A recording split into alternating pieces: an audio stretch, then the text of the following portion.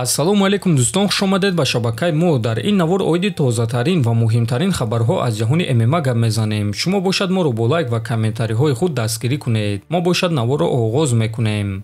доруҳое ки айни замон шумо дида истодаин доруҳои гиёҳии босифат аз ширкати шифофармо мебошад, ки шумо имконият доред ки ҳамаи ин доруҳоро бо нархи арзон дастрас кунед. доруҳо барои хунукзадагӣ ва қавӣ кардани мардонагӣ, барои фарбе ва харобшавӣ, барои ришу мӯйсарбарорӣ, барои дарди дил, дарди мушакҳо ва ҳамчунин равғани сиёҳдона, ки пайғамбар саллаллоҳу алайҳи васаллам гуфта буд ки ба ғайр аз марг ба ҳамаи дигар дардҳо даво мебахшад. худи ҳозир ба номерҳои дар рӯи экран буда занг зада доруҳои даркории худро харидорӣ кунед ва ҳатман аз номи канали паҳлавон гап занед. ҳамин гуна шумо ҳам доруҳои даркории худро ба даст меоред ва ҳам канали моро сахт дастгирӣ мекунед.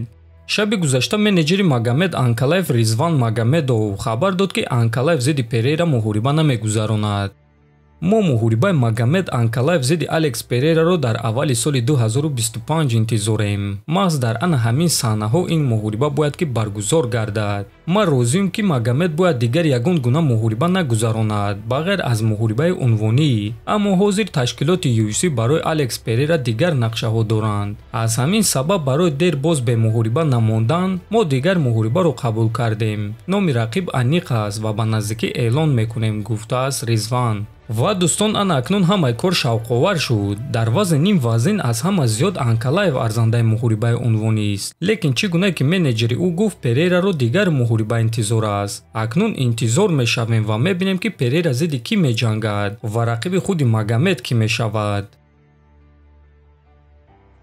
шаби гузашта ҳамаи иштирокчиёни турнири UFC Fight Night имшаба вазни даркориро карда муҳорибаи рӯбарӯ гузарониданд. хотиррасон мекунем ки муҳорибаи асосии турнир муҳорибаи довталабӣ дар вазни 61 кг байни Кори Сентхаген ва Умар Нурмагомедов мешавад. ана дуюм муҳорибаи асосии турнир бошад муҳориба дар вазни миёна байни Шара Булет ва Михал Алексейчук. сеюм муҳорибаи турнир бошад муҳорибаи рейтингӣ дар вазни 61 кг Марлон Вера зидди Девисон Фегередо. ҳамчунин дар ин турнир муҳориба байни ду ветерани UFC Тони Фергюсон ва Майкл Киеза мешавад ва боз дигар муҳорибаҳои шавқовар мо шуморо интизор аст. бояд қайд кард ки турнир ин шом аз соати 19:00 ба вақти Москва ва 21:00 ба вақти Душанбе оғоз мегардад. муҳорибаҳои асосии турнир бошад аз соати 22:00 ба вақти Москва ва 00:00 ба вақти Душанбе оғоз мегардад. ссилкаи бепули пахшу мустақими ин турнирро дар телеграм канали мо Паҳлавон теҷа пайдо карда метавонед. ссилкаи телеграм дар описания ва дар якум комментария закрепид шуда.